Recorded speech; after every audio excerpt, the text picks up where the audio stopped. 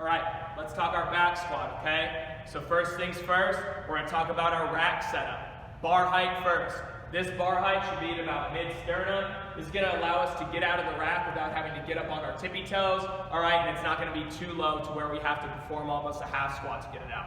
Second, let's talk safeties, okay? This safety height may look a bit high. The only reason it is this high, okay, is because we want it to be about 1 to 2 inches below our bottom depth. If it's too low, we're gonna have to go ass to grass or even past that when we fail a squat. So for example, if I'm here, right, and I take my squat stance, everything's good, and I drop here to my depth, and I fail, I can't do it, look at that. It's easy. Bottom depth, safety depth, okay? So that's the reason our safety is so high.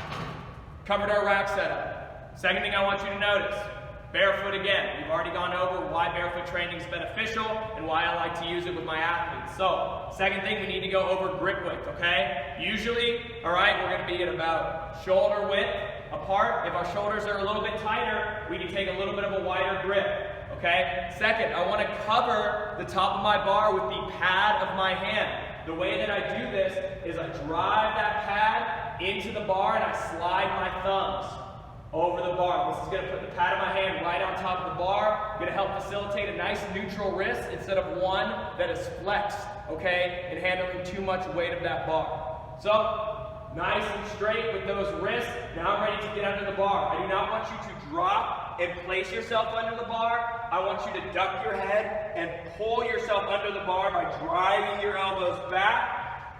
Let that bar wiggle to about the bottom of the trap. From there, we're going to get our feet underneath us, take the bar out, take one step, okay? So, my wrists are on top of the bar, all right, my elbows are pointed back, and now I'm ready to squat. I have a nice secure position on my back. My squat stance can be anywhere from hip to shoulder width, all right? My toes can be anywhere from pointed straight to pointed out at about 30 to 35 degrees. Now, to get to the bottom of the squat, I'm going to break at the hips to set my hip angle, and then I'm going to drop my butt till I get a 1/2 inch below 90. I'm going to say it again.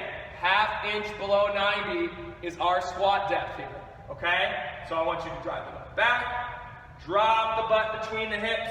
Once we get to a 1/2 inch below 90, I'm going to drive through the floor on the inside edge of my foot, okay?